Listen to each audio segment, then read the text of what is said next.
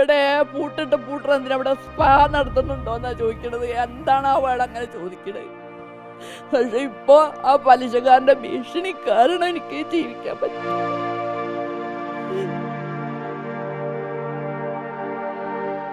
കോഴിക്കോട് മാങ്കാവ് മാനേരി സ്വദേശിനിയായിട്ടുള്ള തങ്കം എന്ന് പറയുന്ന സ്ത്രീ സ്വന്തം വീട് വിട്ട് തെരുവിലേക്കിറങ്ങേണ്ട സാഹചര്യമാണ്.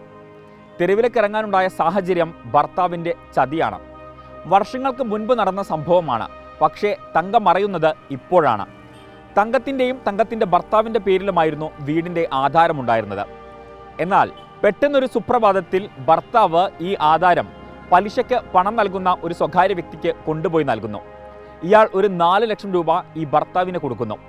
പിന്നീട് ഇയാൾ കൊച്ചിയിലേക്ക് നാടുവിടുന്നു. പക്ഷേ ഇതൊന്നും തങ്കം അറിയുന്നില്ല.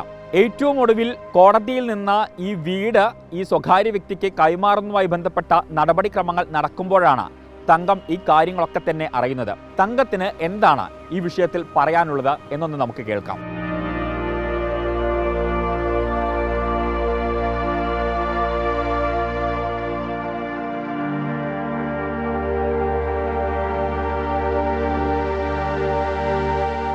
ജപ്തി പറഞ്ഞ് വരാനുള്ള കാരണം ആധാരം എൻ്റെ വീടിൻ്റെ ആധാരം 2 പേരിലാണ്. ആധാരം അൾമാറയിൽ നിന്ന് എടുത്തിട്ട് പോയിട്ട് ഒരു പലിശക്കാരൻ്റെ കയ്യിൽ എൻ്റെ ഭർത്താവ് പണയം വെച്ചതാണ്. പണയം വെച്ചിട്ട് പൈസ വാങ്ങിയതോ ഞാനൊരു പേപ്പറിൽ ഒപ്പിട്ടോട് കൊടുത്തിട്ടില്ല. അവർ 10 ലക്ഷത്തിന് എൻ്റെ വീട് 1 കോടി വില വരുന്ന വീട് 10 ലക്ഷത്തിന് വീട് വിറ്റു എന്നിട്ട് അവർ കേസ് കൊടുത്ത്. അവർ കേസ് കൊടുത്തിട്ട് എൻ്റെ ഭർത്താവ് കോടതി കയറിയതുമില്ല. കേസുള്ള വിവരം എന്നോട് പറഞ്ഞതുമില്ല. അങ്ങനെ എക്സ്പാർട്ട് വിധിയായി. ആരും കോടതി കയറിയില്ലെങ്കിൽ എക്സ്പാർട്ട് വിധിയായിട്ട് കോടതി ഈ വീട് അവർക്ക് രജിസ്റ്റർ ചെയ്ത് കൊടുത്ത്. ചതിയുടെ വലിയ കഥകളാണ് തങ്കത്തിന് പറയാനുള്ളത്. തൻ്റെ ഭർത്താവും പലിശക്കാരും തൻ്റെ കേസ് ബാധിച്ചിരുന്ന വക്കീലും തന്നെ ചതിച്ചു എന്ന ആരോപണമാണ് ഈ സ്ത്രീ നമുക്ക് മുന്നിൽ പറയുന്നത്. കേസിൻ്റെ ഒരു നടപടിക്രമങ്ങളും ഒരു ഘട്ടത്തിൽ പോലും തന്നെ അറിയിച്ചില്ല എന്ന കാര്യം ഈ സ്ത്രീ ആവർത്തിക്കുന്നു.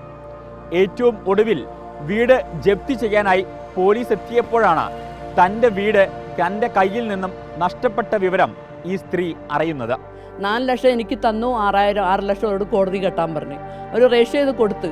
അത് എന്നെ ഒളിപ്പിക്കാൻ ഇവിടെ ആമിനൊക്കെ വന്നപ്പോഴാണ് ഞാൻ ഈ സംഗതി അറിയുന്നത്. അറിഞ്ഞിട്ട് ഞാനൊരു കേസ് കൊടുത്തു. ഇത് ചീറ്റ് ചെയ്താണ്, ഞാൻ എവിടെ ഒപ്പിട്ടിട്ടില്ല എന്നുള്ളത്. കഴിഞ്ഞ കുറച്ച് നാളുകളായി തനിച്ച് താമസിക്കുന്ന തങ്കത്തിൻ്റെ വീട്ടിൽ പലിശയ്ക്ക് പണം നൽകിയ വ്യക്തിയുടെ സുഹൃത്തുക്കൾ വന്ന് ഭീഷണിപ്പെടുത്തുകയും വീട്ടിൽ അതിക്രമിച്ചു കയറാൻ ശ്രമിക്കുകയും ചെയ്യുന്നതായി തങ്കവും നാട്ടുകാരും ആരോപിക്കുന്നു.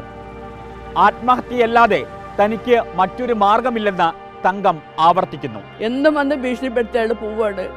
ഞാൻ ഒറ്റയ്ക്ക് താമസിക്കുന്ന ഒരു സ്ത്രീയാണ്, വേറെ ആരും എൻ്റെ കൂടെ ഇല്ല. പക്ഷെ എന്നും ഭീഷണിപ്പെടുത്തുമ്പം എനിക്ക് ജീവിക്കാൻ തന്നെ ബുദ്ധിമുട്ടായി തോന്നുകയാണ്. ഞാൻ ഒരാളെ കയ്യിലും പേപ്പറിൽ ഒപ്പിട്ട് കൊടുത്ത് പൈസ വാങ്ങിയിട്ടില്ല. അതാ സത്യം. പക്ഷെ കേസ് നടക്കും. പലിശയ്ക്ക് പൈസ വാങ്ങിയതാ. പക്ഷെ അത് വീട് വിറ്റ് എന്നുള്ള എഗ്രിമെന്റ് എഴുതി ഉണ്ടാക്കി സ്റ്റാമ്പ് പേപ്പറിലൊക്കെ ഒപ്പിട്ട് കൊടുത്തിട്ടുണ്ടാവും.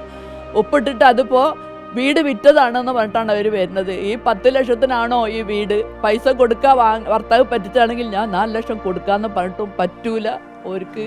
ഒരു പറഞ്ഞത് പിന്നെ വേറെയാണ്. ഒരു പെണ്ണ് താമസിക്കുമ്പോൾ എന്താണ് ഒരാണ് വന്ന് പറയാന്നുള്ളത് നിങ്ങളെല്ലാം ഊഹിക്കാന്നെങ്കിൽ പബ്ലിക്കിനോട് പറയാൻ പറ്റൂല. അതാണ് സത്യാവസ്ഥയിൽ നിൽക്കുക ഞാൻ. എനിക്ക് പോവാൻ വേറെ സ്ഥലമൊന്നുമില്ല. ഇന്നലെ വന്നിട്ട് കുറേ ഭീഷണിപ്പെടുത്തിയിട്ടാണ് പോയത്. അതിന് മുമ്പ് ദിവസങ്ങൾ വരും ഇവിടേക്ക്. ഞാൻ ഗേറ്റ് എന്നോ ചങ്ങലിട്ട് പൂട്ടിയിട്ടാണ് ഞാൻ ഇവിടെ കഴിയണത്. ജപ്തി നടപടികൾ നിർത്തിവെക്കണമെന്നാവശ്യപ്പെട്ടുകൊണ്ട് തങ്കം ഹൈക്കോടതിയെ സമീപിച്ചിരിക്കുകയാണ്. തനിക്ക് നീതി ലഭ്യമാകണം, കുറ്റക്കാർക്കെതിരെ നടപടി സ്വീകരിക്കണം. ഇതാണ് തങ്കം ഉന്നയിക്കുന്ന പ്രധാനപ്പെട്ട ആവശ്യം. എന്തിനാണ് എന്നെ ഭീഷണിപ്പെടുത്തത്? ഞാൻ പൈസ വാങ്ങിയിട്ടില്ല ആരോടും. ഭർത്താവ് വാങ്ങിയത് അവരെ വിളിക്കേണ്ട അവർ ജീവനോടുണ്ടല്ലോ. എന്തുകൊണ്ട് അവരുടെ അടുത്ത് പോണില്ല? ഞാൻ വീട് കൊടുക്കൂല, എനിക്ക് എവിടെയും പോവല്ല. വീട് കൊടുക്കണം എന്നുണ്ടെങ്കിൽ അയാൾ എൻ്റെ ബോഡി അടക്കം ഇവിടുന്ന് കൊണ്ടുപോകണം. കാരണം ആരുമില്ല, ഞാൻ ഒറ്റയ്ക്കാണ് താമസിക്കണം. എനിക്ക് പോവാൻ വേറെ സ്ഥലമൊന്നുമില്ല. ഞാൻ എവിടെയും പോവില്ല.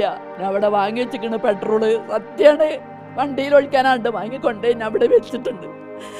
പക്ഷേ ഞാൻ ചെയ്യത് എൻ്റെ വീട് ഞാൻ കൊടുക്കൂല. കാരണം അത്ര ഞാൻ കഷ്ടപ്പെട്ട് ഞാൻ 1 ഉറുപ്പ്യ ആരോടും വാങ്ങിയിട്ടില്ല. അതാ സത്യം. എന്തിനാ അയാൾ ഇങ്ങനെ മോശമായിട്ട് സംസാരിക്കണം എന്നോട്?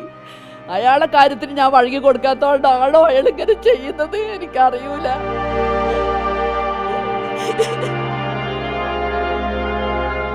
കോഴിക്കോട് നിന്നും ഷഹദ് റഹ്മാൻ റിപ്പോർട്ടർ.